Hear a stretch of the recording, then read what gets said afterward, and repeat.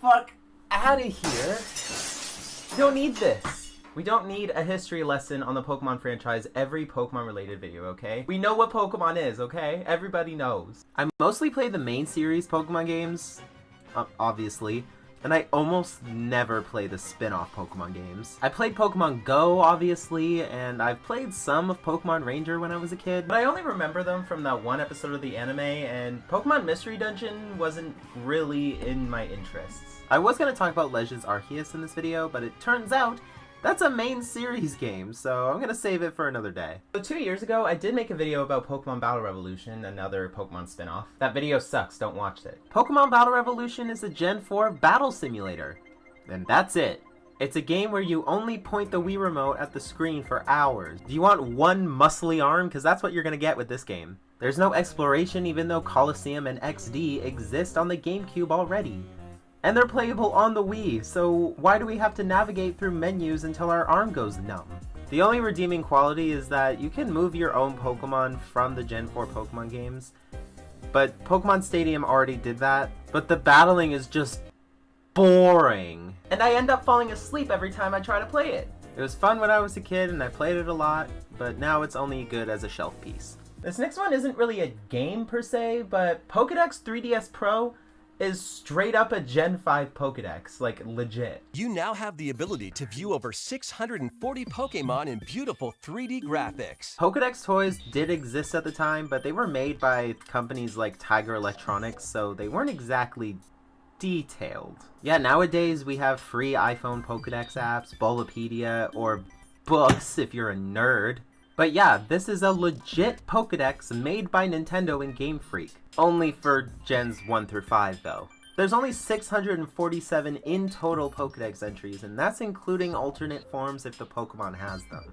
Including all of the unknown forms. Unknown C! Unknown D! Unknown E! Unknown F! Unknown G! And this was an era of Pokemon where they didn't serve everyone up 5 courses of DLC stew, so there was no Pokemon past Gen 5. And yeah, to be honest, I wasn't expecting there to be DLC anyway, because this was right after the Wii and DSi eras. A time where updates and patches and everything to do were not a thing, because the games were practically finished, and the mystery gifts were built into the games anyway. So we didn't need a million updates to make the game perform as well as I do in bed. If they wanted to do another Pokédex app featuring the Gen 6 Pokemon, they would have just copied and pasted the original models and charged another $15 for another pointless app that's already programmed into the game, with no updates. Like, these games also didn't really have DLC either. I know that's a hypothetical situation, but for example, the Smash Brothers DLCs being made free in the next game, it doesn't give me hope for what Nintendo would have done for this. But anyway, since it's a Pokédex, it has a voice. And that voice being Mark Thompson, who has been part of the Pokemon series since the Johto arc of the original anime. And he's obviously the voice of the Unova Pokédex in the anime. Zebstrika, the Thunderbolt Pokemon, and the evolved form of Blitzel. Samurott, the formidable Pokemon, and the final evolved form of Oshawott. Simipour, the geyser Pokemon, and the evolved form of Panpour. Drillbur, Conkeldurr, Timpole. Oh, that's how you pronounce it. Unfortunately, he doesn't read the entry like in the anime, so it kind of sucks. 0 out of 10. You can also change the languages very easily in the settings, so you can learn how to pronounce Pokemon names in German if you want. Ku Incognito, Golking, Pantimos. I mean, I did say earlier that it wasn't a game, but that's not entirely true. There's Pokemon Challenge. It's just various Pokemon multiple choice questions like, who's this Pokemon? Who's this Pokemon but Pokédex entries? And guess the unknown forms. It is actually really fun at times and does test your Pokemon knowledge. There's also a whole Gen 5 move dex, as well as a list of every Pokemon that can know said move. AR Viewer is exactly like the AR cards that came with every 3DS, but with Pokemon instead. Scan one of the codes and it spawns a really small 3D model, and it's kind of garbage. I bought this right before the eShop closed. So yeah, you can't actually buy this anymore. And I'm glad I own a piece of Pokemon history though. We're all just a bunch of suckers, aren't we? But where did that suckage start? Pokemania was all the rage in the 90s. You couldn't escape it. People didn't know what to make of Pokemon back then. It was out of control. It's Pokemania everywhere, from Burger King to the king of internet retailing. If you guys don't know what Pokemon is, you're in need of some serious remedial toy education. Looking back at these news reports and B-roll footage of people back in 1999, they really had no idea how big this actually was gonna be. This could be this year's Christmas boom. But some experts say the entire Pokemon phenomenon is the enemy. In my opinion, parents should not let their kids watch Pokemon, play Pokemon, buy Pokemon cards. And even parents were put in front of cameras and asked to explain what Pokemon was and had absolutely no idea. Can you explain Pokemon to me? Very vaguely. They have power balls, that's all I know. If it sounds like the kids are speaking another language, they are. The language of Pokemon. Pocket Monster. The spiral. And it stands for what? Male fertility. But these parents are actually pretty cool. Christina Levy spent $1,000 last month on Pokemon. Her kids call her Pokemom. It's a really social game, socially interacts with all the kids in the neighborhood. So as opposed to sitting in front of a television watching cartoons, he's interacting with kids. So I really am a fan of the game. And schools were just banning Pokemon cards because they thought that this was the equivalent of spending your life savings at a Vegas craps table. I don't have anything against them, I just don't want them to, distract us from what our job here is. School officials are finding that Pokemon cards are responsible for fistfights. Oh, okay, well that's actually a reason. But soon enough, a game was released that deleted the need to collect Pokemon cards physically. Pokemon Trading Card Game. The game. For the Game Boy. Girls can play this. Why can't it be called Game Boy Girl? This game solely exists as an excuse for parents so they don't have to spend thousands of their own dollars on cardboard rectangles and binders. And now that I'm an adult, that seems pretty smart, actually. It's actually a free-roaming 8-bit style game, sort of like Red and Blue, but the walking animation stops halfway through. And since it's sort of a spin-off, it's not as well made. They didn't really put as much oomph into this one as they would a main series game. But it has an 8-badge system while you actively run into your rival that's always one step ahead of you. Then you go and beat a Pokemon League at the end. Yeah, it's the same formula technically as the games that it's spinning off, but instead of catching Pokemon and using them in turn-based battles, you play the actual Pokemon trading card game. And it actively teaches you how to play the most basic form of the Pokemon TCG from the first generation. It tells you what you can and can't play so you can't cheat. You can actually go in any order of the gym that you want with things that you have to do before you can challenge the gym sometimes, like having to beat 3 other NPCs in order for them to dox the location of the gym leader. And after you beat an NPC, you're actually rewarded with packs of cards from sets of the time. There's base set, jungle, and fossil expansions all within the game. And I'm definitely going to keep playing this one. Since it's on the Switch now, I can finally finish it on my own time.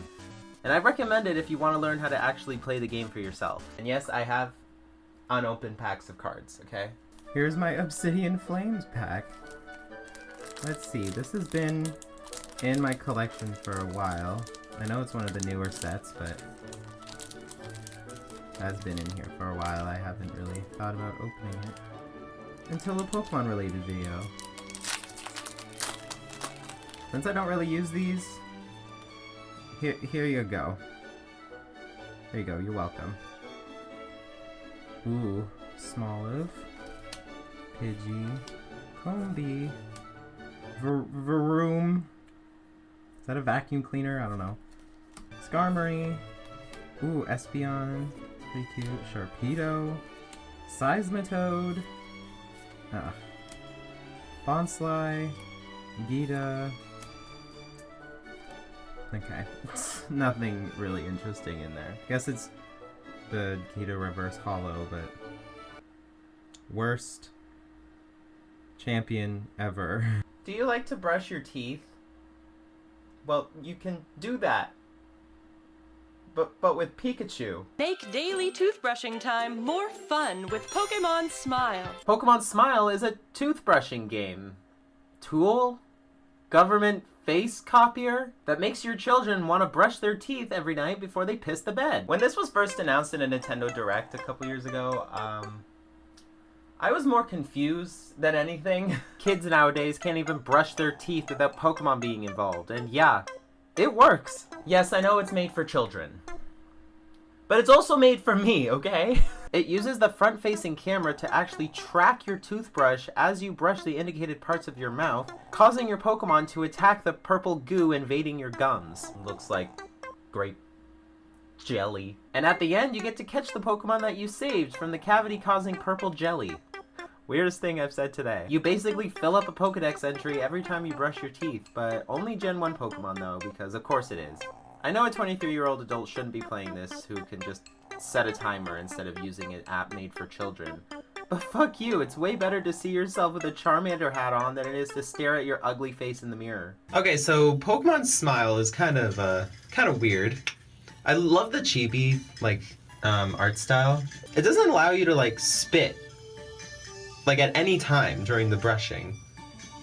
Which, you do get a lot of saliva in your mouth when you brush your teeth. And then it, gets angry with you when you leave the camera to go spit. Okay, I have to preload my toothbrush with everything before, because it doesn't even give you time. It gives you 5 seconds to prepare, okay? It makes brushing your teeth fun, and I have no problem with that. Even if you're a smelly old adult destined to never have any children of their own. You guys remember Pixelmon? You know, the Minecraft mod? No, not that one. Yes, that one, yes. The old version that made all the Pokemon blocks. That is what this game reminds me of. Pokemon Quest was technically the first Pokemon game ever on the Nintendo Switch, but it's a completely free game with a blocky art style. Your player heads for Tumble Cube Island to find some hidden treasure from a long-dead civilization, or have to go do some grave robbing while befriending some blocky Pokemon. Sounds like fun. The game is okay. For a free game, I didn't expect much, but it's pretty fun, I guess. Again, these kinds of games aren't really for me. You go quest to quest, beating waves of wild Pokemon, then you have to fight a boss Pokemon. That's it. There's skill trees for your different friend Pokemon, so it's a bit of strategy and planning. You can use this pot to make various soups to attract more Pokemon to your camp. And you get decorations to increase various status effects like EXP. But you don't exactly need to play it at all. Besides operating the menus, it can basically play itself. You can just set it to autoplay and you can continue doing your laundry. This is another Pokemon app, but made for sleeping. Pokemon Sleep is obviously a sleep tracker. Depending on your tossing and turning throughout the night, it gives you a score ranging from dozing, snoozing, or slumbering. For it to start tracking though, sleep has to be at least 90 minutes long before research is even counted. And you only have 2 sleep sessions per day. How they track this information is a little sketchy though. You have to keep the phone on all night while connected to the charger on your bed next to your head. A combination that increases your risk of a fire. I'm just trying to understand what it says here. How did you die? I used Pokemon Sleep. Thankfully, my phone doesn't get very hot while it's running this, but some of you out there have some really shitty phones, so I don't really recommend downloading this at all. And this game is also targeted to children. Maybe we shouldn't put fire hazards next to our children's heads as they sleep. And while it's collecting all of this information, it's also recording all of the sounds around it. That does include fans, by the way. It will constantly just record the fan noises if you do have one next to your head, which I know a lot of people do, including me in the summer, which is when I recorded some of this footage. And just like Pokemon Smile, every time you sleep, you collect Pokedex entries. It is fun to see what Pokemon you get in the morning depending on the sleep score, but I haven't really used it in a while, and I don't think I'll continue using it because it's really not safe to use, and it's not really for me. This last one is weird. Pokemon Puzzle League is just an ugly game. It's the only other game that I've played, at least, that's based off the Pokemon anime. The other one being Pokemon Yellow. And I'm sorry, I just don't enjoy playing it. To be honest, when it boots up, it looks like a ROM hack or a cheaply made Flash game. Y8.com, anyone? It starts with an animated cutscene with Ash getting a Zoom call from Professor Oak telling him that he was selected as one of the challengers in the Pokemon Puzzle League. Then Ash says, "You were was selected as one of the challengers. I'll go sign up. Ash, you don't need to. Oak already did that. That's why he's calling you. Then we're finally off to the Pokemon Puzzle League Village. Weird name for a town that's named after the game that's most popular in it. Pokemon Puzzle League is sort of like Tetris Attack, where you gotta match rows of the same Pokemon type together. My brain just can't process it very well. If you like it, good on you, but I feel like I need to turn the video games off now after playing that and go out and, I don't know, touch some grass. I mean, I would touch grass. Bit snowy. I like Harry Potter. Can you tell? Ugh. In general, I love franchises I can insert myself into. Most recently, I really got into Star Trek, but obviously one of my favorite franchises of all time is the Wizarding World. And calling it Harry Potter World just doesn't make sense because he's not the only wizard in the franchise, you dummy. Potter, Potter, Potter, Potter, Potter, Potter, Potter, Potter. So when Hogwarts Legacy was announced 3 years ago, I was obviously excited. We are finally getting the Hogwarts letter we've been waiting for since we were all 11 years old. Like, look at this photo of me on Halloween when I was 10. I have been a fan of this franchise my entire life. I love both Harry Potter and Fantastic Beasts. The first one, not the other two. They're shit. But I just love the Wizarding World overall, mostly for escapism from this hellhole we call life. But I also hate it at the same time. Because I know in the back of my mind when reading the books, watching the movies are just simply holding one of my noble collection wands. The person who wrote these stories hates me and the people I love for no other reason than just wanting to live their lives. I'm here for all of the witches. But I'm not talking about human rights hating TERFs. So. Let's just focus on Harry Potter for right now. And since I've been a fan of the series for almost my entire life, I have accumulated some stuff. All my books right here, then I have some necklaces and stuff I got off Etsy. I think I got this for Christmas one year. All my movies. Then this is cool. This is my most recent thing. I turned my unofficial Harry Potter spellbook into an actual cool looking spellbook with reflective spines and stuff. And I have a bunch of Noble Collection wands that are honestly a waste of money. Waste of money, waste of money, waste of money, waste of money, waste of money. And obviously I have some video games. Every Harry Potter movie has had a video game based on it at some point. I would be drowning in Harry Potter games if I did them all today, so I'm only doing about 10. Some of them are good, some of them are just really bad, and some are just weird. Inflatus. But out of all of the Harry Potter games on the market, which one should we start with?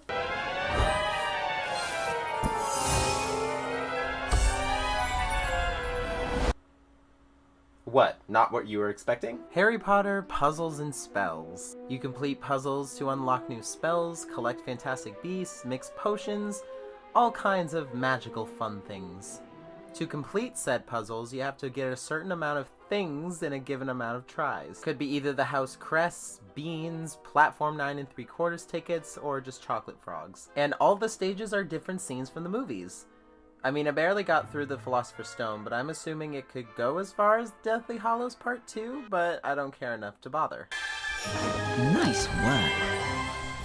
These character models make me uncomfortable. Oh look, you can edit your avatar, who I affectionately named Trash. And this is what Trash looks like. Ew. And get this, you can put banners behind your character and there's a number of pride flags, including the trans one. Does she know about this? And if she doesn't, don't tell her. We need to keep this a secret between us girlies. Shh. This one really wasn't bad at all. It doesn't try to trick you in any way on what's going on, unlike some iOS games. Have you ever seen an ad online for a game, but then when you download that game, it looks nothing like the ad? It's a good Candy Crush clone for Harry Potter fans, and just like Candy Crush, it's hella addictive. You know, I'll gladly keep this game on my phone. Until I need more memory space, and then I'll delete it. Okay, fine, let's move on to a more well-known game then. Harry Potter and the Philosopher's Stone on the Game Boy Advance. Tricked you. Philosopher's Stone on the GBA is a top-down RPG in the same vein as the Game Boy Legend of Zelda's. It was also distributed by EA Games.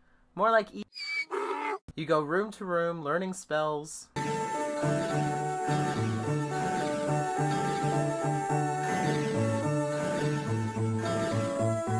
Yeah, that. Right. And fighting... What are these? Aliens? I never really thought about aliens existing in the wizarding world. Would they have magic? If they don't, would wizards consider them muggles? And if the Wizarding World's universe muggles have their own first contact situation with said magical aliens, then would the regular wizards integrate with muggles? I have so many questions. Harry walks painfully slowly. The attack button is delayed, so you easily get hit by fast-moving enemies, and I hate it.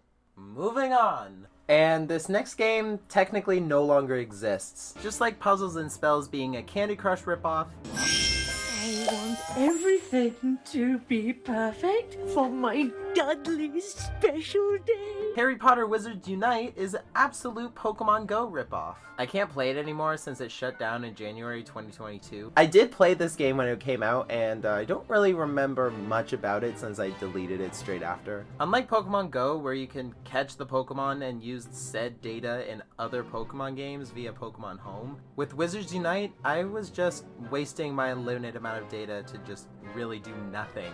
And the trailers for it looked better than the game turned out to be.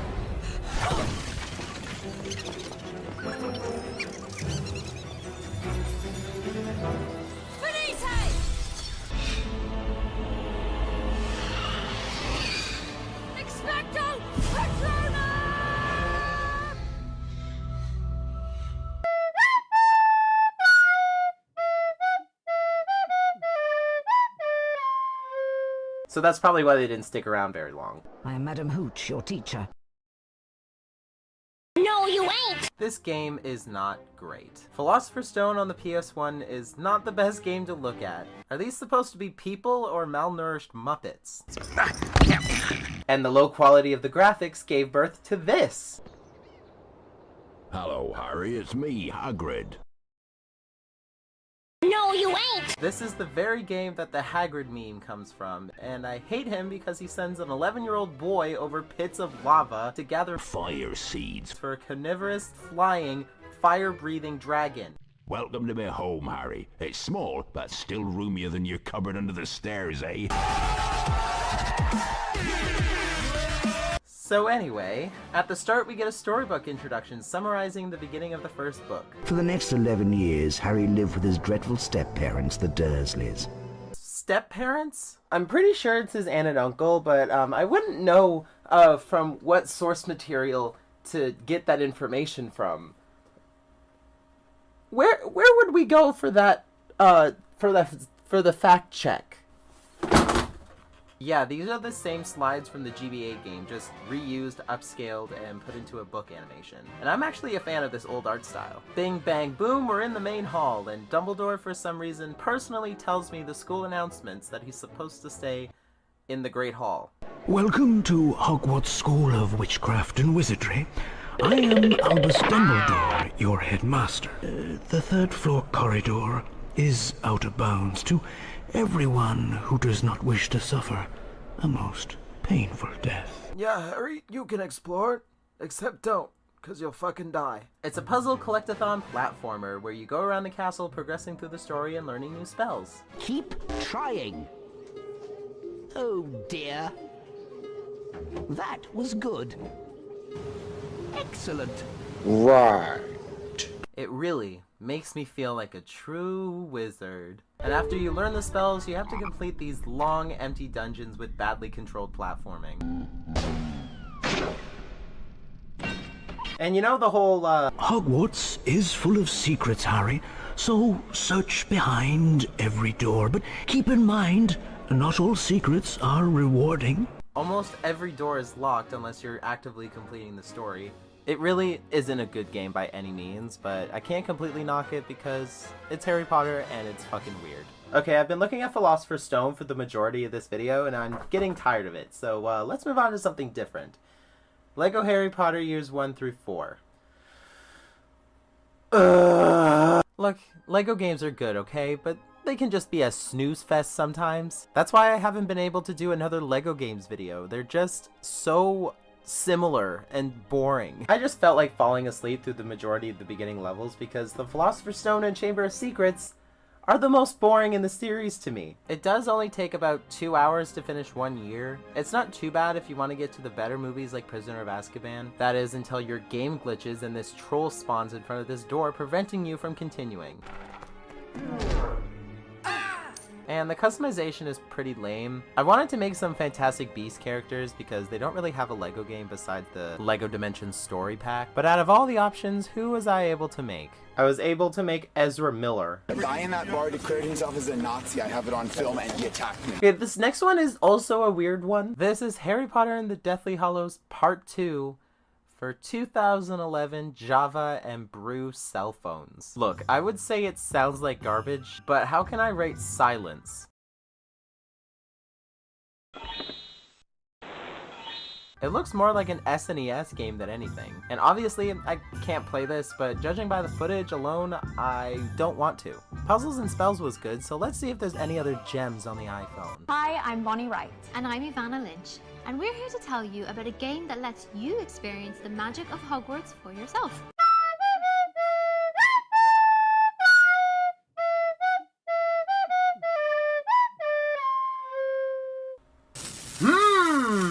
Starting it up, we get a really well-made animated intro. Congratulations. We are pleased to inform you that you have been accepted at Hogwarts School of Witchcraft and Wizardry. And you can design your own character, choose your own house, and finally get to explore Hogwarts. Only horizontal, though. How could this possibly go wrong? And now I can't afford it, can I? Look. We've run out of points. Out of energy. 1 point of energy recharges every 4 minutes. Wait for your energy to recharge or buy 30 more now. Yeah, I think I'll wait. Yeah, it's wonderful, amazing, dare I say, magical. Yes, I love the magic of long wait times. So I, of course, deleted this from my phone and swore to never speak of it again. Lego Harry Potter years 5 through 7.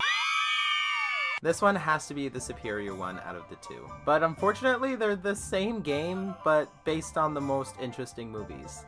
And the graphics are way better to look at. Everything except one thing. Oh, Jesus! For some reason, they made the pads to activate the character customization so bright that you can't see anything. What is this? We have to go back to Ezra Miller now. I claim my 9th Amendment rights to not be unlawfully persecuted for a crime of no designation.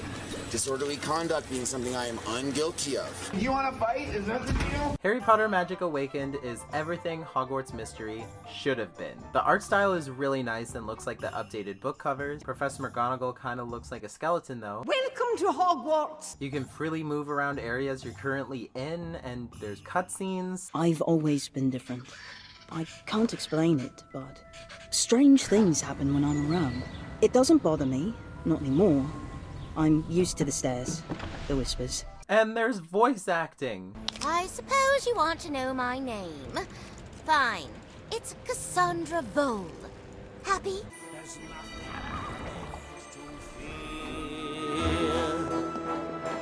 I'll find rights where you belong by looking between your ears.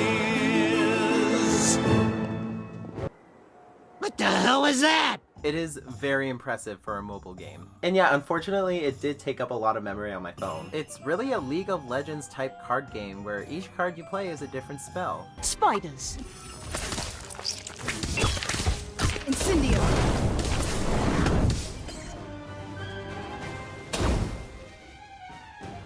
Inflatus. Well, well. Someone knows how to duel. They have these really cute animations for every one of them, and the spiders have to be my favorite. I love it. Don't get me wrong, the game is really well made, but it's not really my thing. So if you like card game based combat, then this is the game for you.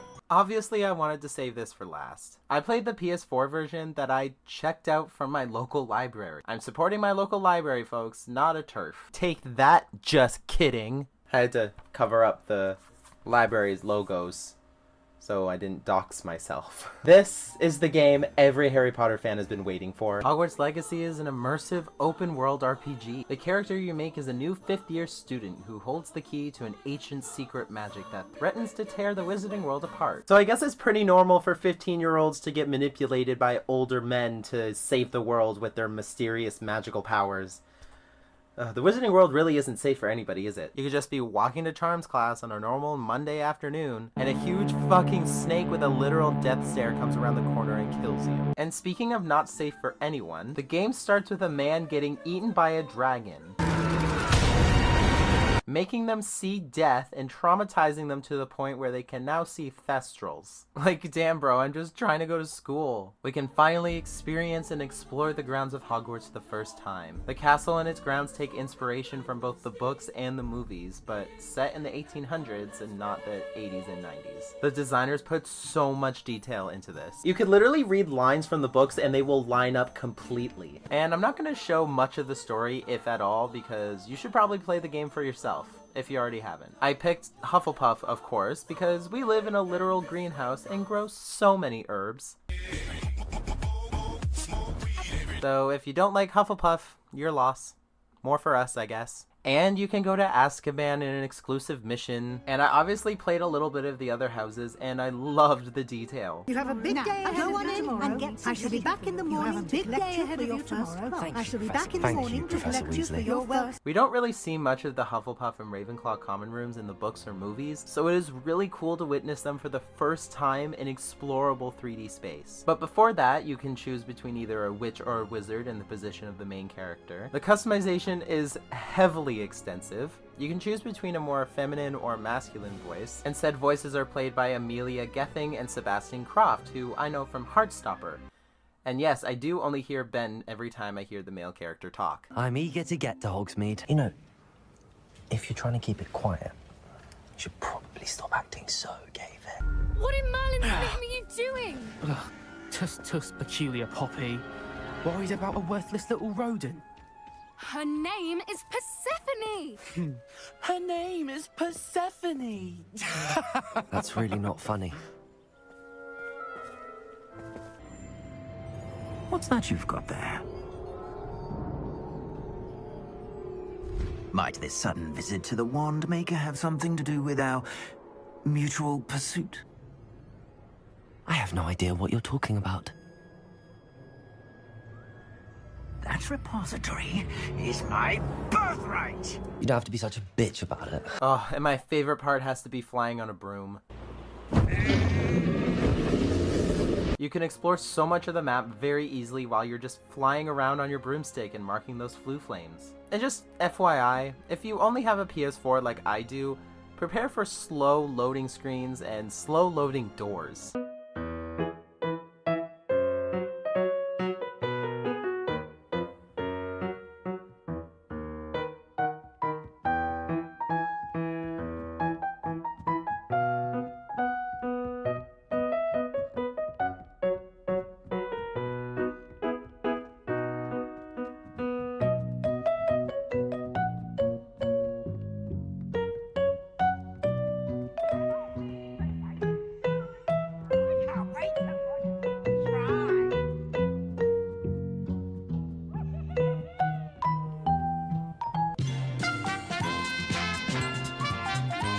This was definitely not made for the PS4, or any other console besides the PS5. Oh yeah, and this is apparently less lethal than the Killing Curse.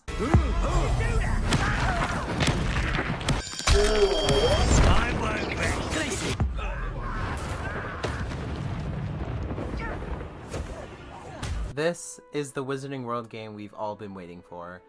And I would play more of this game, but I would have to get my own copy at this point because I think I hogged my local library's copy for way too long. Bye, Hogwarts Legacy. You were fun.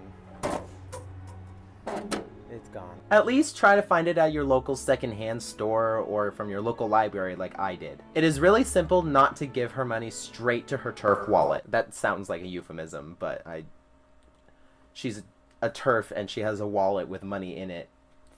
Yeah.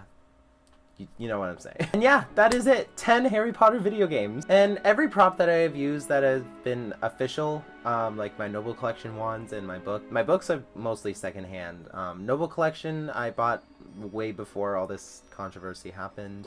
And I will not be buying any more official merch. So, anyway, I love Harry Potter, and I believe it belongs to the community now. Thank you, bye. A guy in that bar declared himself as a Nazi. I have it on film, and he attacked me.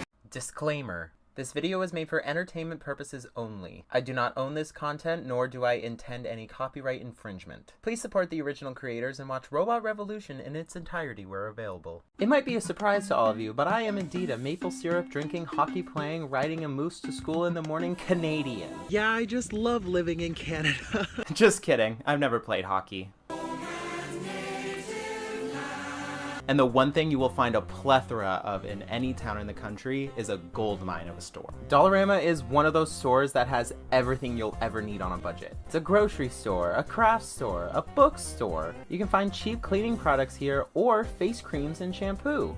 I mean, I wouldn't really recommend them because it's a dollar store and your face might shrivel up and die. But on the bright side, you can find cheap Lego here sometimes.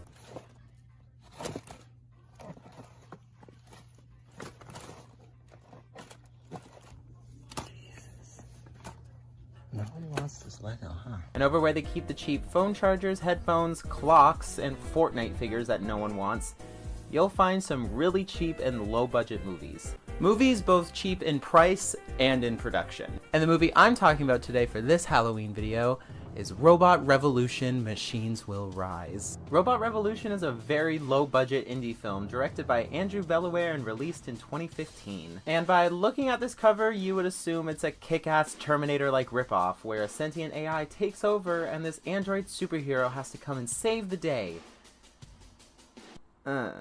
But nope, we get claustrophobic hallways and stairwells. But I'm not gonna say any more, let's just watch this masterpiece of a movie, shall we? And as we start the disc up, we get a couple trailers for some other low-budget movies. Dark Space, Disaster Wars, Earthquake vs. Tsunami, and Starship Rising. Dark Space and Starship Rising look fucking awesome. Even though if you mash both of the trailers together, you wouldn't be able to tell the difference between the two movies.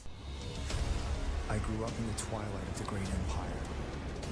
We oppose this ridiculous war against the Terra Nostra. The Federation flourished, and the people were censored.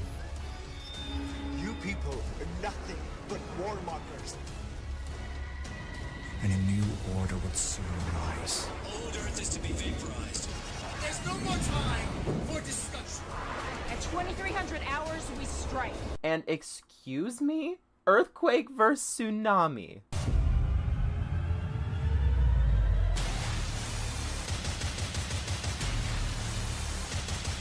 Oh my god, forget about Robot Revolution. I want to watch this masterpiece. I mean, I also use those green screen effects and explosions.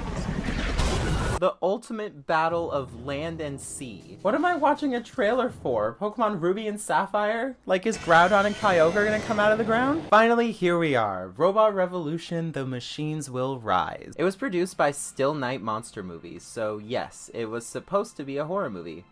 Happy Halloween, everybody! Then the next studio logo is for Pandora Machine, but the logo is just this naked lady with a gun. So what exactly is the story here? In a not too distant future, every aspect of society is controlled by machines, and rampant terrorism has forced the state into martial law. While performing a routine check in a high-rise apartment building, a well-armed police officer and their android partner discover that something is causing the building's residents to malfunction, forcing them to fight their way out. Also, everyone in this universe at adulthood are legally bound to have an ID chip installed into their heads, so the ruthless police can easily identify them. So the movie starts with this lady talking down to us with a book light for some reason. Back online. Where am I? You don't remember? No, I do not remember anything. Anything since. It's one of the side effects of the decontamination process. Ugh, this gray static. I can't. You'll be seeing this gray haze for most of the movie because it's supposed to take place from the perspective of the main android. So prepare to see this gray screen for the majority of the movie. Anyway, after flying through some Nintendo 64 graphics, we meet the human main character named Constable Hawkins, played by Virginia Logan, along with her android partner Argus, who's played by either Walter Barney Barnes or Chance Shirley. I have no clue which one. It just says in the credits that these two play the android characters, so I'm assuming it's both. Hawkins is by far my favorite part of this movie. She's a badass cop with an eye patch who doesn't take shit from anyone. Shut up. If someone doesn't cosplay as her for the next Comic-Con, I'm actually gonna riot. You know what? I'll cosplay as her right now.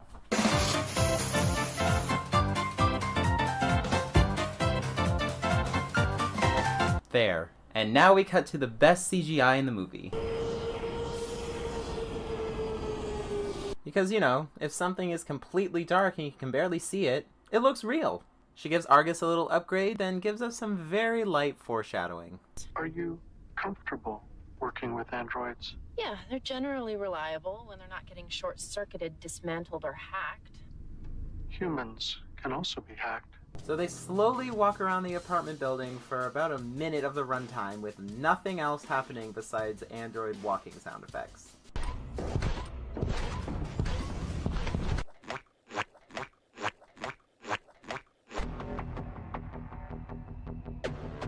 Jesus Christ, this movie's actually dangerous. Then this woman named Lisa and her son Carl confront the landlord about some noisy cleaning robot. The dialogue in this scene is just priceless. How many times do we have to complain about the noise? You know, the only noise I hear is... After the woman and her son leave, Argus assaults the landlord for the answers they need. 513. Number 513. Thank you, citizen. Try not to kill too many civilians before our shift is up. Huh? My serve and protect protocols are up to date. Serve and protect protocols, my crack. They're actually looking for someone named Vic Richmond, who's been apparently making a weapon for a known terrorist named Damien Raw. But it says in the synopsis that it's a routine check. This seems more like an investigation to me. This next scene really confuses me. After a bit more walking and the most realistic shot of a generic city I've ever did see, we cut to these people playing poker with balls in a stairwell. Doesn't matter. Son of a... Were you bluffing? Stop swindling this dipshit, Ratty. I ain't holding a gun to his head. Hey, Ratty, I'll play ya. Keep your money, Blink. Even I got too much pride to take money from the mentally disabled. Huh? After Hawkins and Argus find them, they start to scan this guy named Tivo, played by Matthew Trumbull, for his ID chip. What's your name? You can call me Tivo. Tivo? Need I remind you that in this universe, adults 16 years and over all have ID chips in their heads. Sorry, doll. No CID chip. I ain't 16 yet. What's wrong with you? Well, Methuselah syndrome. Premature aging? Yeah. This man is supposed to be playing a preteen under 16 years old because of premature aging? What? This just goes beyond high school TV drama casting. Why aren't they just young adults in their 20s? That's way more believable than this. After walking up more flights of stairs, Argus finds some edibles on this couple making out right in front of them. What do you want? I detect fellow ethylene in the possession of these citizens. What do you have on you? Nothing. Nothing! Like, I don't understand what's with all the assaulting people for no reason besides having small edibles in their pocket or just being a landlord, I guess. You know, everyday police protecting and serving. Good Horace, but you're a vicious one, Argus. You told me not to terminate a large number of civilians today. I did, didn't I? Tell me again who I'm supposed to be rooting for here. Now we finally see the cleaning robot that's been causing all of the ruckus throughout the building.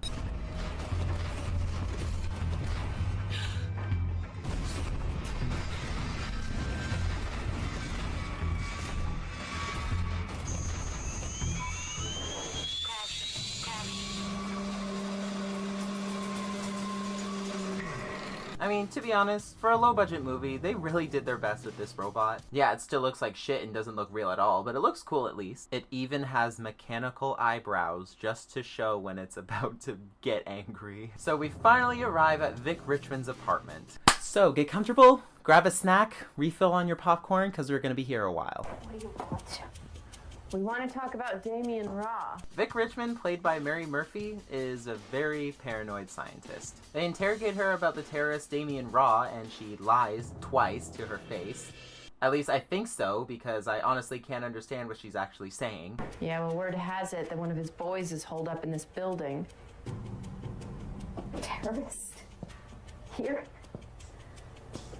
Oh, golly gee willikers, now you got me all frightened. I don't even see a bed, let alone another room besides just this kitchen. I've never heard of one kitchen, no bedroom, no bathroom apartments before, but here we are. And we finally get some conflict in the form of Damien Raw's henchmen making their way through the apartment building. Then once they finally arrive, demand the weapon that Vic has been working on. And this is where we get our first action scene, and it is glorious. That's it, don't move. Drop the guns. I said drop it!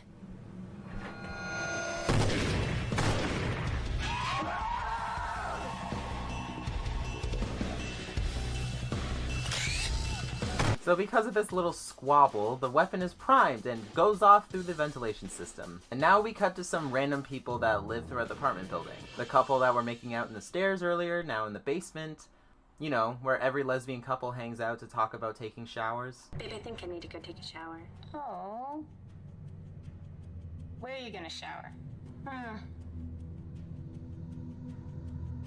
think Jennifer has a shower. And this lady from earlier, who is now reading a book with her husband called Brothel. The preteens and the old man they were hanging out with from the stairs go to split off for the night and discover the previously broken elevator is now moving again. Yeah, you should know you busted that. Seneca must have had somebody fix it. Cool. That means I can break it again. What is he watching? Animal Crossing porn? Why is it making those sounds? Just making regular sex noises would be way less weird than this. And now because of that weapon going through the ventilation system, the couple, the cleaning robot, the elevator's floor,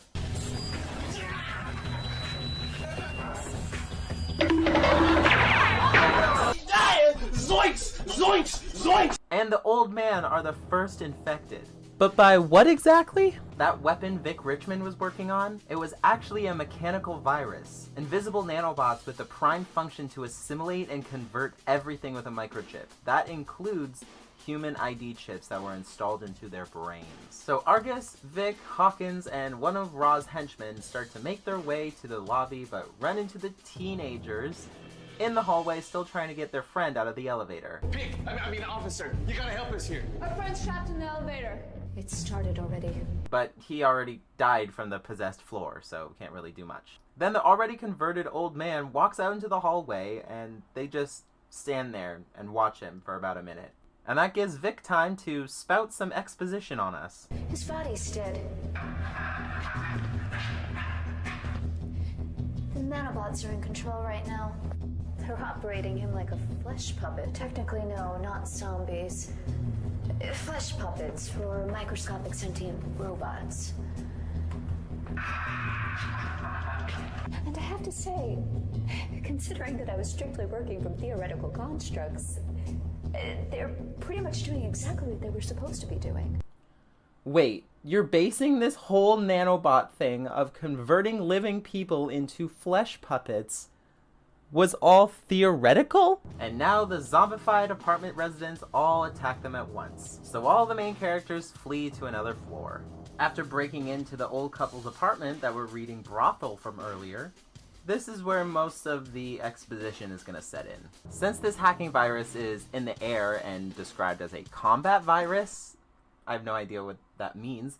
It's already done its job and should be gone from the air by now, which I don't understand. How can a mechanical thing just disappear into thin air? I don't get it. And this part is just everyone arguing and throwing death threats around, but I agree with TiVo here. You can shut your fat face. You got us into this. And what makes you think that? Oh, it doesn't take a genius to figure it out. You designed this weapon for that guy. It is definitely her fault for making this weapon in her no bedroom, no bathroom, kitchen only apartment. Not to mention she has little to zero empathy for the people that just died. Well, if the two constables hadn't bumbled their way in here, that guy would have had his canister and been on his way. My friends are dead. I've seen your friends, not a big loss. I'm gonna kick your face. Then they realize that disconnecting the building from the entire power grid can slow the rate of infection. So she calls the landlord from earlier to do the job for them. Leave me alone. I've paid my debt to society. Twice. Listen, asshole, are you in your office? Who are you calling asshole? Shut up and listen. And he's almost immediately attacked by a zombified Lisa, and they all assume he's dead.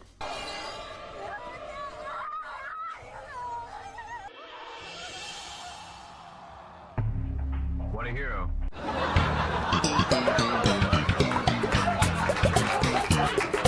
But he succeeds right before turning, because of course he does. So we're just about halfway through the movie, and things are getting quite tense. And now this is just the perfect time for Vic to tell everybody that their cell phones can work as emitters. So you're saying that all of our cell phones could be emitters?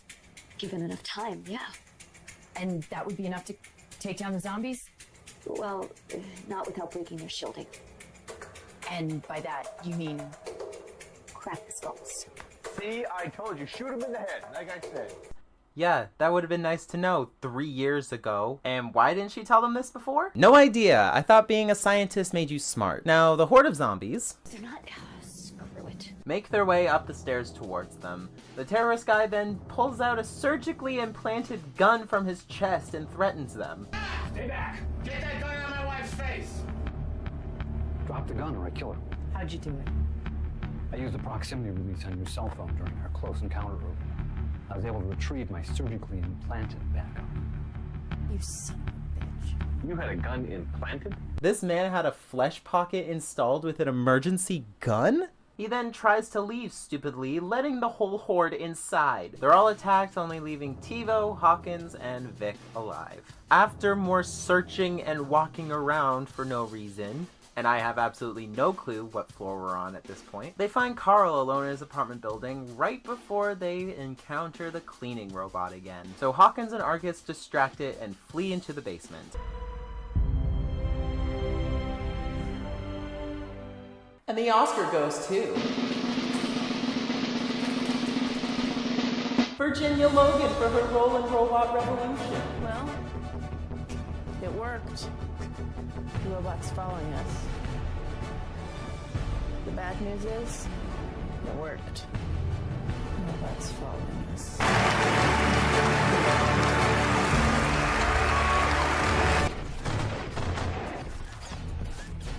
The damn robot's got a laser cannon! Would appear to be a decommissioned military drone. Why is this in a residential apartment building with children? These shootouts are just art.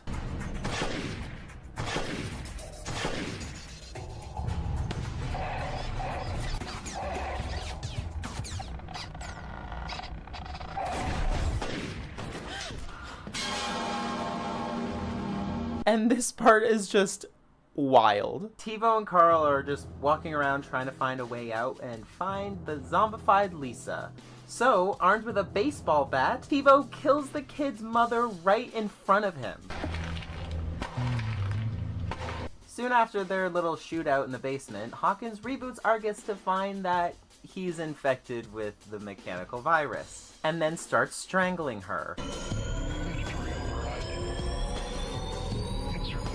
And we finally see that lady from the beginning of the movie again. She and her own android partner go around killing the rest of the humans in the building. Damien Raw henchman guy, TiVo, Carl, Vic, all the main characters, dead. The events that transpired here today are not what we planned. Ideally, we would have sought a higher value target. This'll have to do. And it turns out it was the government's fault the whole time. Yippee! It always is. And plot twist, Damien Raw doesn't exist, you stupid machine. He's just a convenient boogeyman to keep people nice and scared. But Sometimes the boogeyman has to jump out and yell boo once in a while. So they use our main characters as a scapegoat. Vic Richmond was a known raw conspirator. Pivo was a delinquent with an extensive criminal record. And Carl Vega, you know, the 10-year-old child who was innocent in all of this. He was a member of the Church of the New Osirans. Quite a merry band of terrorists they make. Is that what these masks behind this door were for? Were they part of an actual cult? It's just vague reasons all around here. So now they're planning to cover it all up by erasing Argus's memories so none of it gets out. And that just leaves one last loose end. Your memory. You are a superior officer. Naturally, I will obey your orders. Yeah. I'm afraid that's not really going to be good enough. If you were listening earlier, I didn't put Hawkins on the kill count. Hell yeah. No, please. I don't know what you heard, but I can explain. And with one good shot through the hand, she did it. She saved the apartment building, not the whole world like it shows on the front cover. False advertising, I think. That was definitely a movie I got at the dollar store. To be perfectly honest, it's not horrible. It could be edited down a little, so there's not that much walking around with nothing happening, and the gray static is really annoying to look at and takes up a lot of screen time. Movies don't usually use every single piece of footage they film, that's why they have a deleted scene section. But all in all, it was a really good low-budget movie. Just saying, this video is all in good fun. I really honestly congratulate the actors and filmmakers for putting this out into the world. It's more than I can ever do. And I really do actually like the lore surrounding this universe. Like, if they made some comic books based on this world, I would absolutely support it. And if you guys want a copy yourself, I found my copy at a Dollarama during Halloween, so I don't know if it could be there or not, but good luck! Happy Halloween, everybody! I've played quite a lot of video games in my life. I've already made a couple videos talking about video games I've played as a child. If you were subscribed, you would have seen them. I don't really remember playing a lot of video games when I was a little child. Before I had a DS and could play Pokémon Diamond for myself, my parents resorted to getting me this. The new electronic talking Pokédex is here! But the earliest video games I can remember is going to school in 2005 and 2006 in my kindergarten classes when we went to the best place in the entire building, the computer lab. And this was for some reason located in the storage room right beside the library or something. And it had rows and rows and rows of bulky monitors running nothing but... This is where the students can log on with their own school ID to play flash games. Eventually the teacher catches them and kicks them out for using the computers inappropriately. Totally not from experience. But for me, it was the best time because I hated my class and I hated my teacher. So yeah, it was sort of my first form of escapism in my life, then it spiraled down from there. These are all old educational computer games, by the way. I'm sure there was a lot more games that I played in the computer lab in those days. These are just the very few amount of games that I remember playing in school, but it's enough that I can make a video about them. But since I played them about, how many years ago? 18 years? I have not played these games in 18 years. I can't actually physically play them. I have to get footage off the internet for them. And they're all down in the description, by the way, if you want to go rewatch that footage. Okay, so let's boot up the old PC and launch game number 1.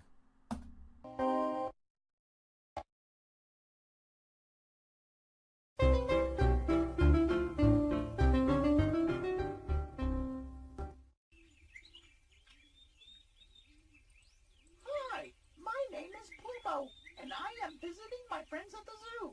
Oh, the Plumo games. The memories I have with these ones. Made by Synapse Multimedia and released in 1999, Plumo is a bilingual parrot who takes children on an adventure to discover things about things, I guess. Things like the circus or the park, but I never actually played those ones, so shut it. The two that I played when I was younger was Plumo at the Zoo and Plumo at the Farm. Plumo at the Zoo I remember being my favorite. I think. I was 5, get off my ass. Plumo at the Zoo was meant to challenge a child's basic counting, matching, and coloring skills. All within fun little mini games. They're like all mini game collections, by the way, and just they're not very clever. There's this Dress the Bear game where you have to match the silhouette on the wall to the bear casting it.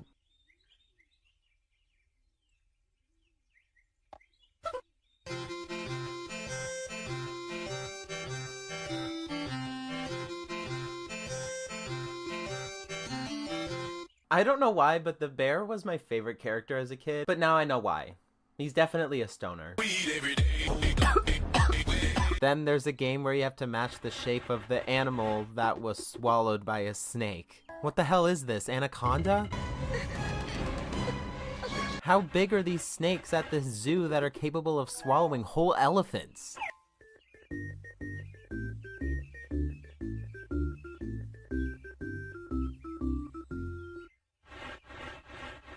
And if you thought that was horrible, how about matching the animal skins to the respective ghosts? What the f-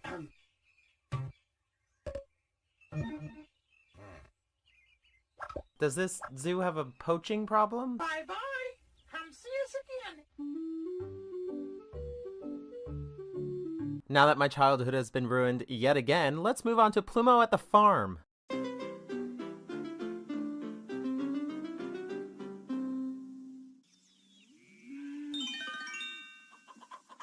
Hello, my name is Plumo. My friends on the farm can't wait to meet you. To choose a game, click on one of the moving pictures.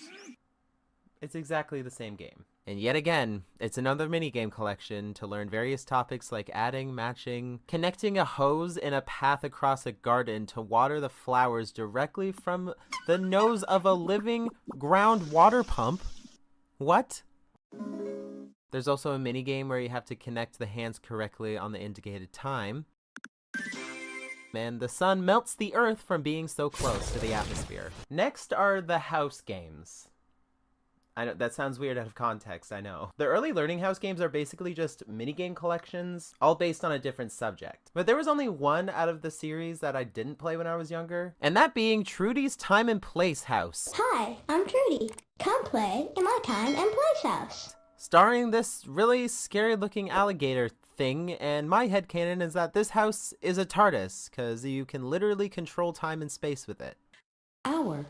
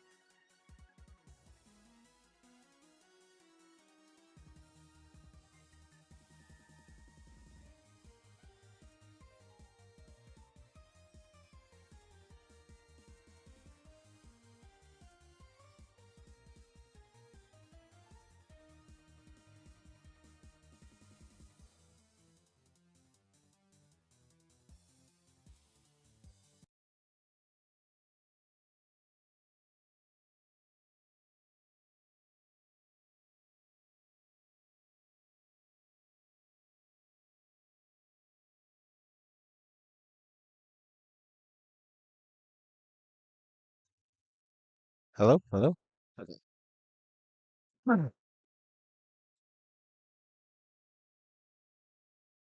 Okay, so last time I was playing this, it was it was clear that I was not ready for Cynthia. So, yeah, there's still mostly in the 50s. So, definitely not there yet. Let me turn the music back on.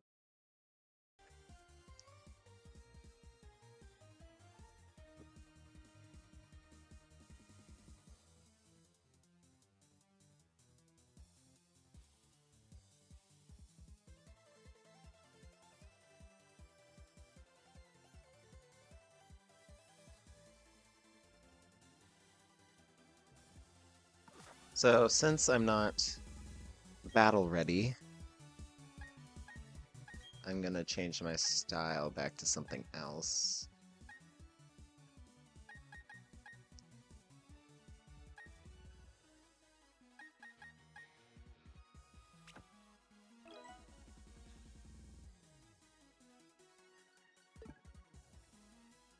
No, actually, I'm gonna go with the overalls. I like the overalls better.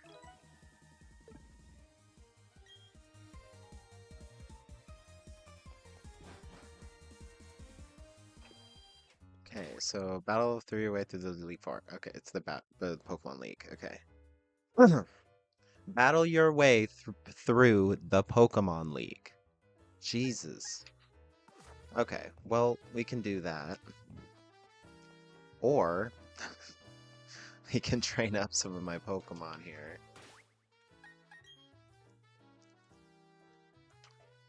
I don't know what to do. I guess maybe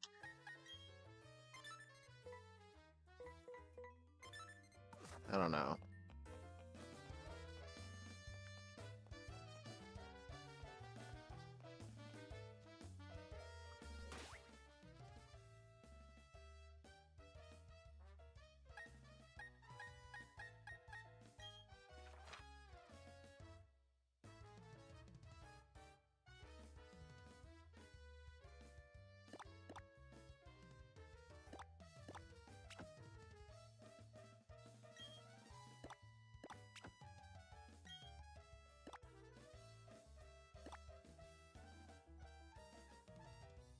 Huh.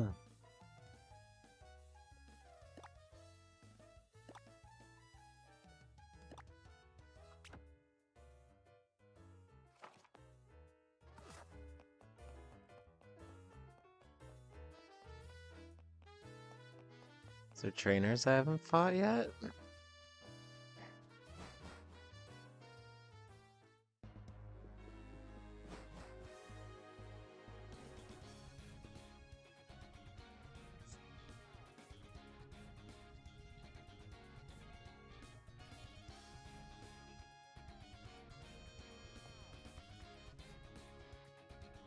Ah.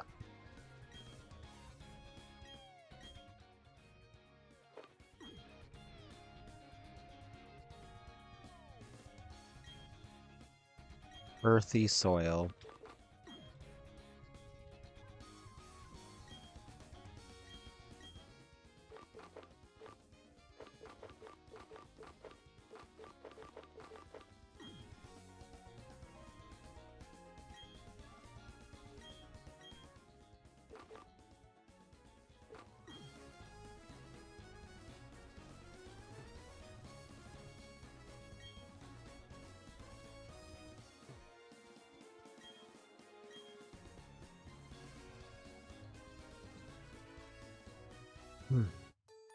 There we go.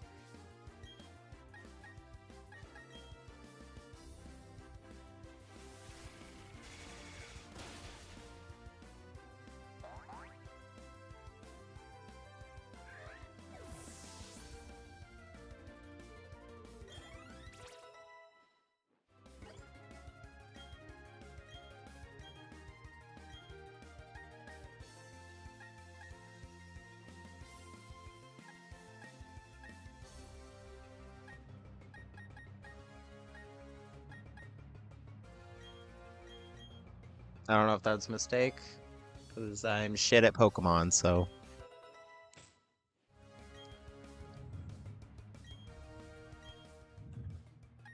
Another Roselia, Jesus.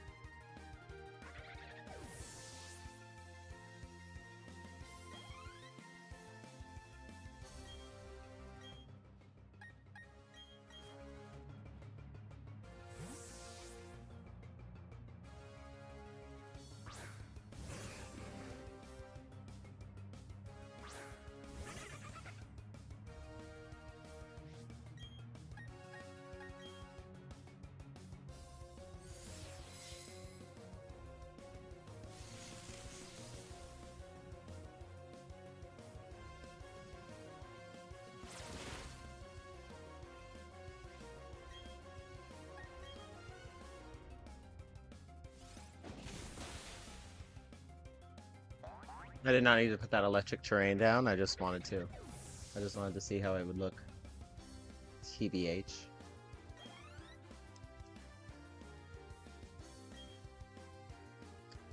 Jeez.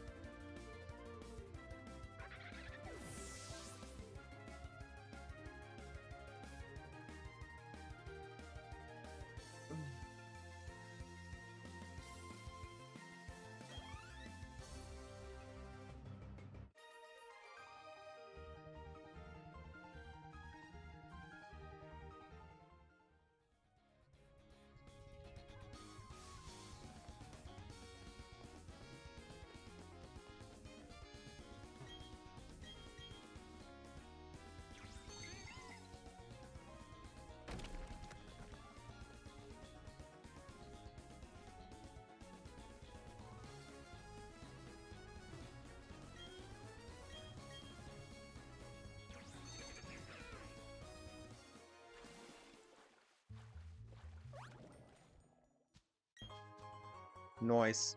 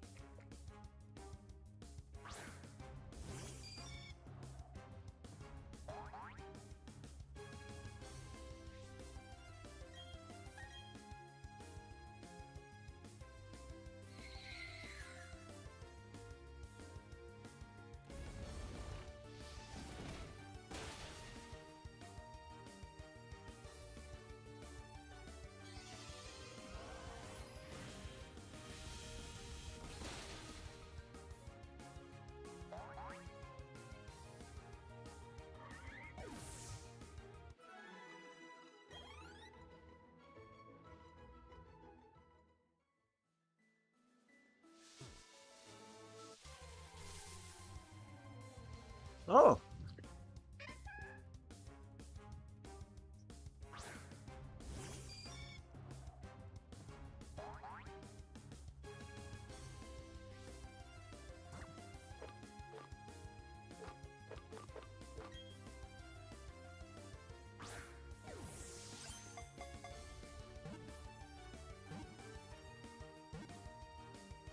Nice.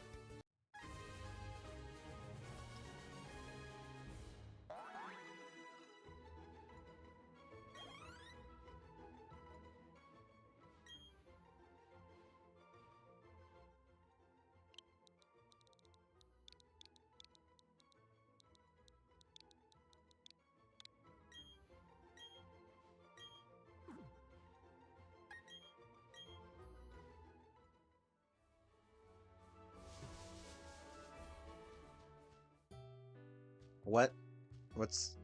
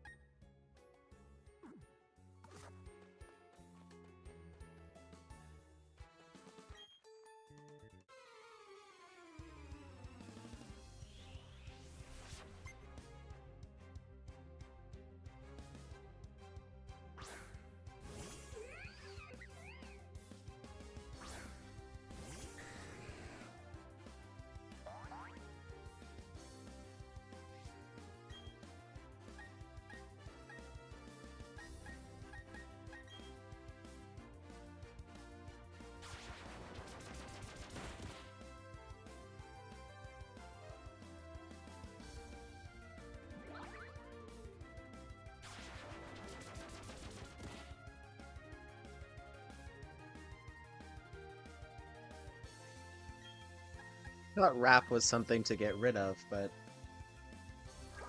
I see its usefulness. It's the same as paralyzing a Pokemon. Not paralyzing. It's the same as poisoning a Pokemon. You literally just damage it over time.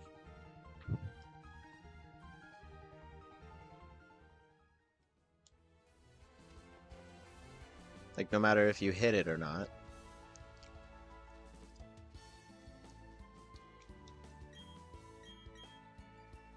I'm so glad we don't have to carry a Pokemon specific with a specific Pokemon with a HM.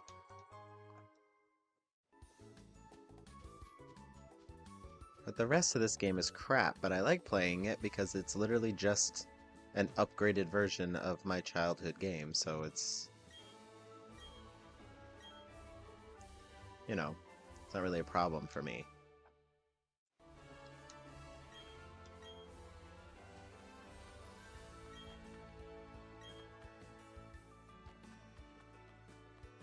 Double battle with this man and child.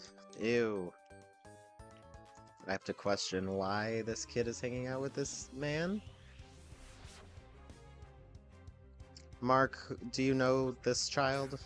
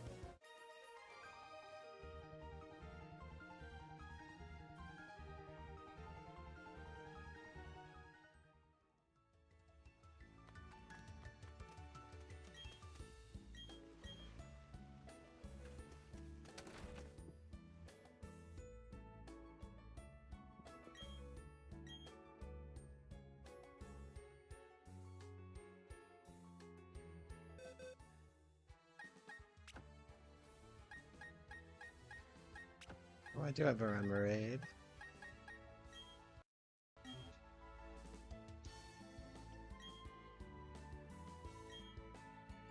A giant remoraid?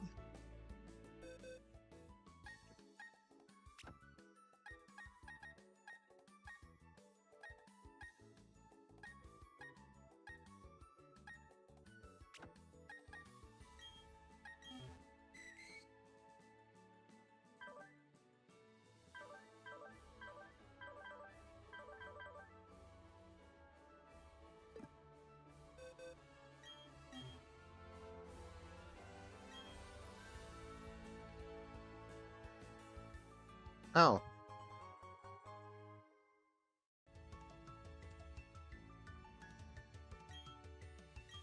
Okay, let me test all of my remoraid then, because... Another...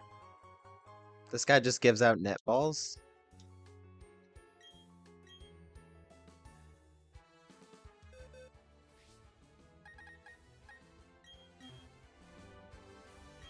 Okay.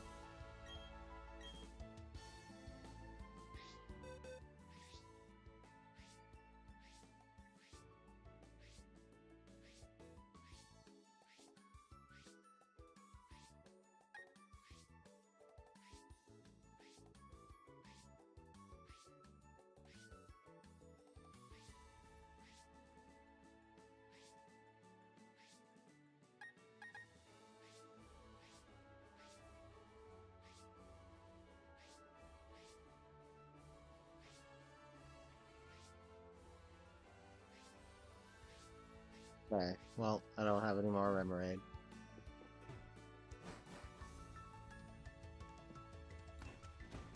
Pikachu fan club? Oh, jeez.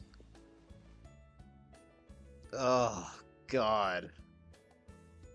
Oh, who is this? The Pokemon CEO? Jesus Christ.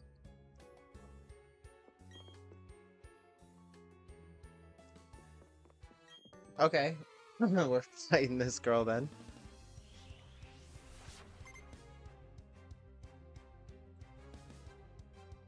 I wonder what Pokemon they have.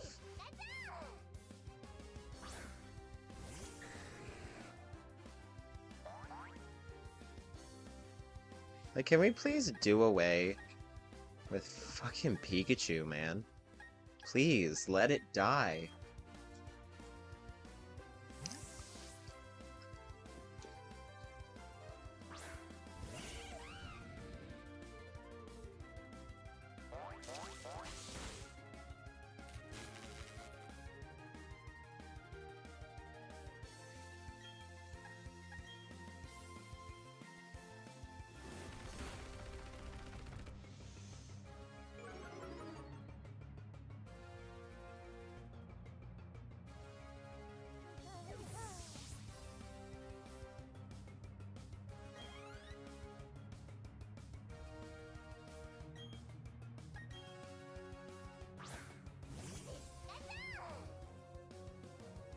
Thank you. Okay. Burn this rat to a crisp.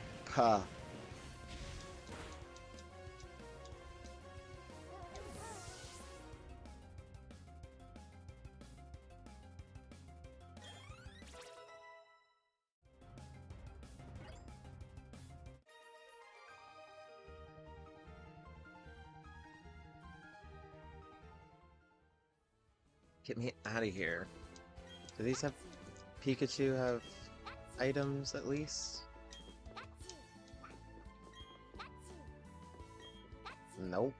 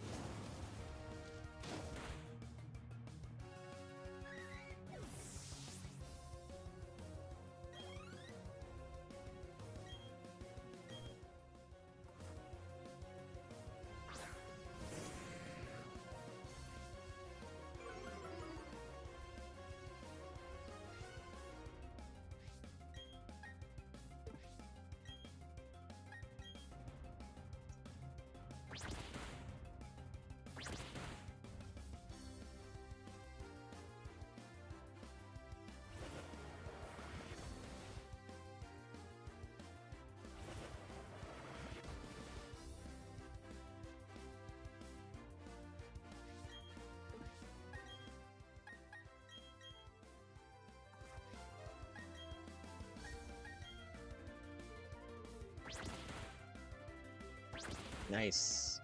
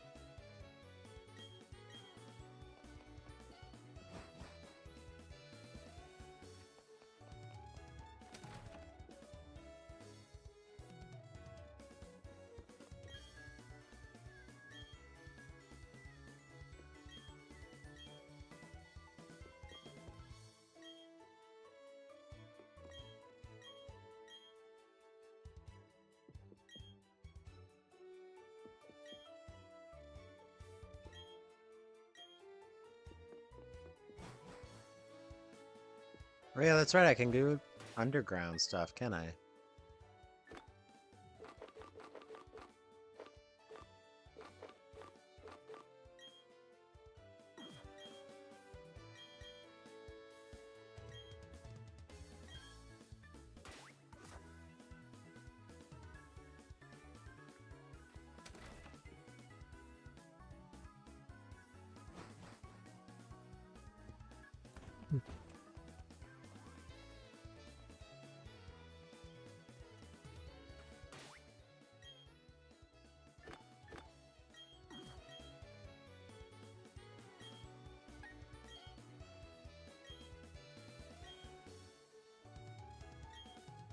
I didn't realize I can use the internet for the underground. That's fun. Oh.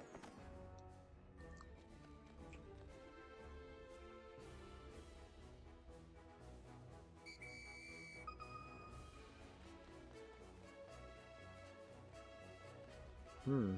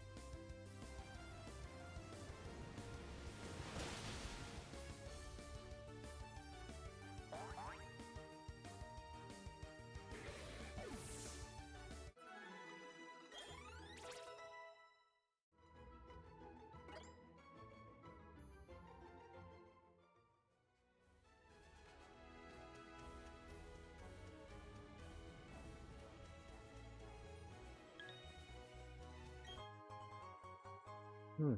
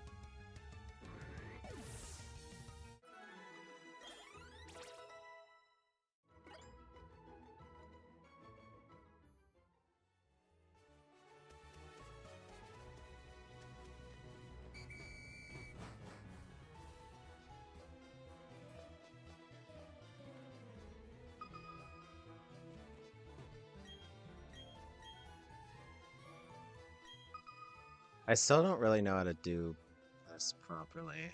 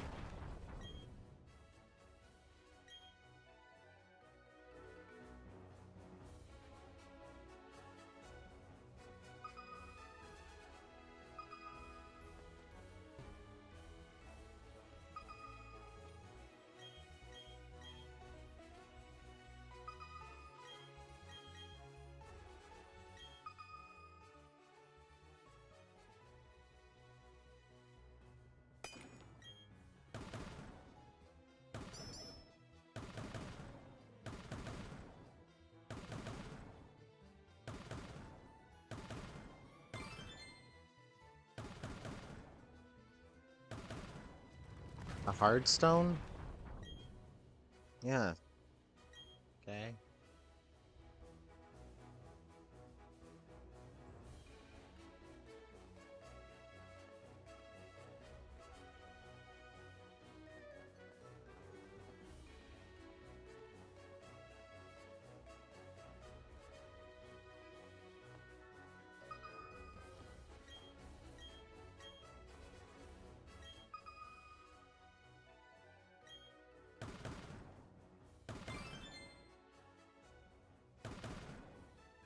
Ooh.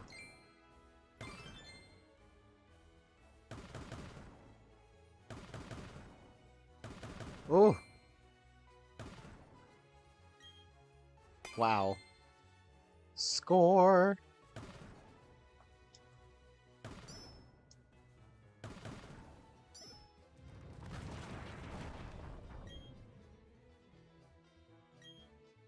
Nice.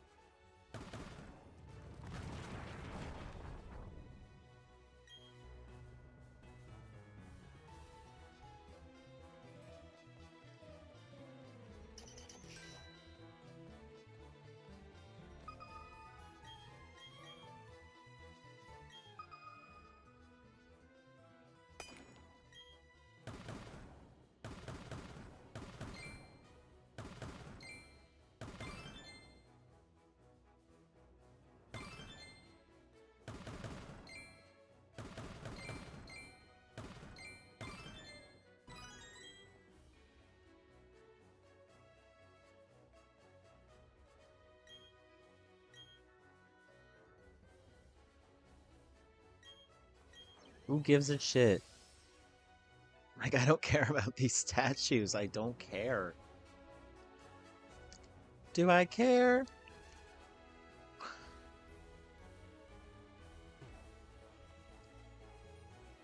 Should go to this one instead.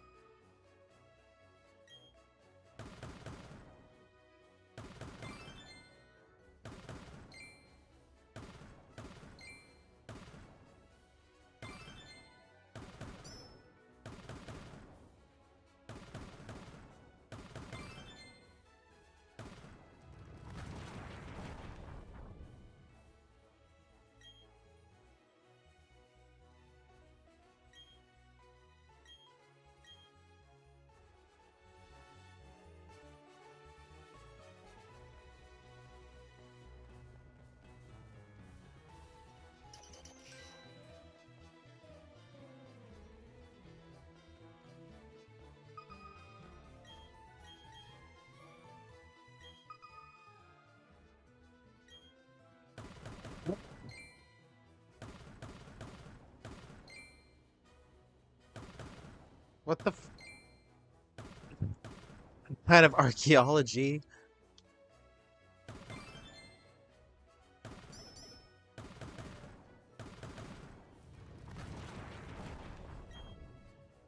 Oh, a rare bone, okay.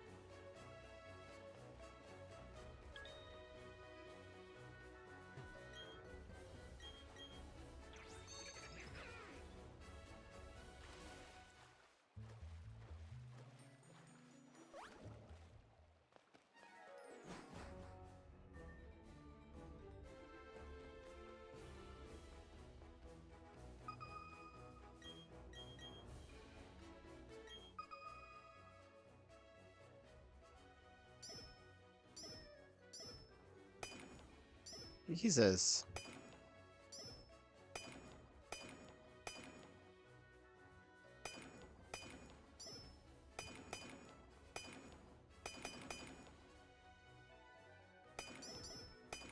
Oh my god.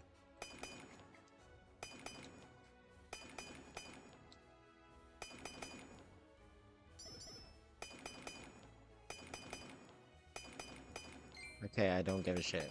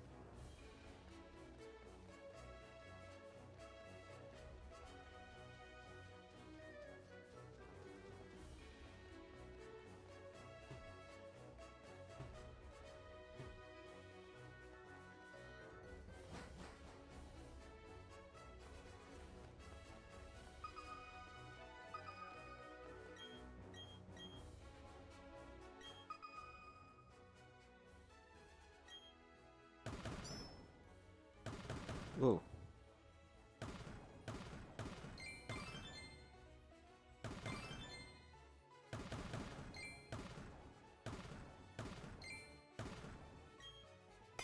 Nice.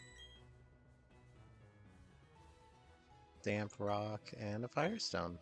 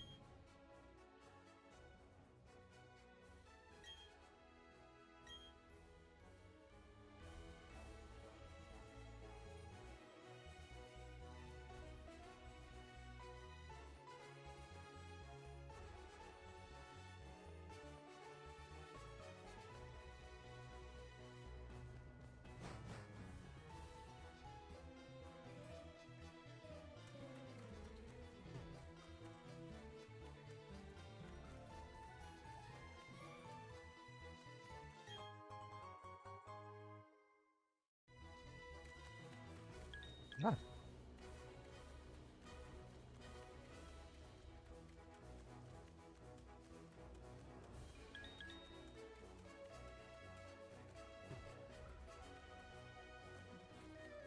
Ah! Okay.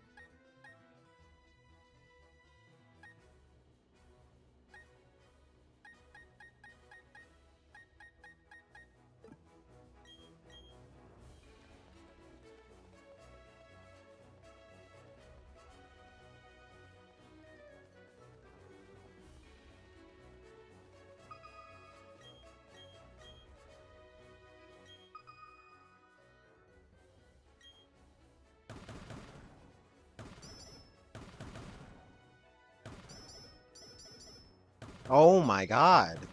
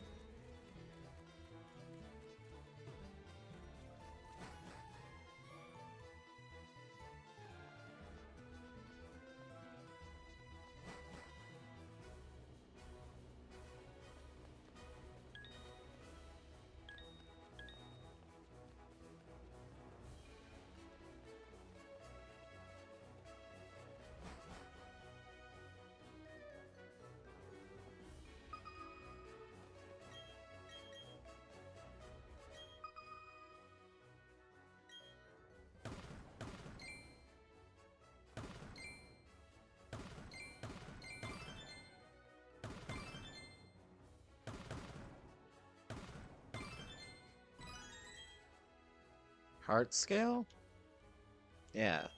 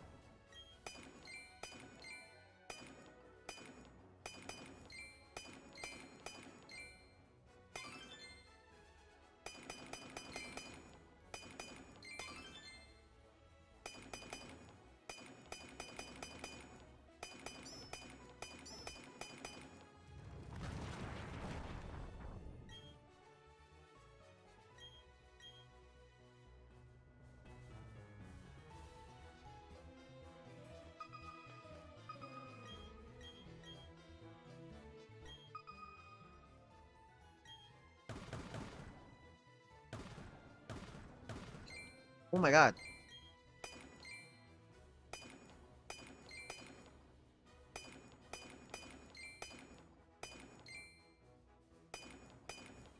Noise.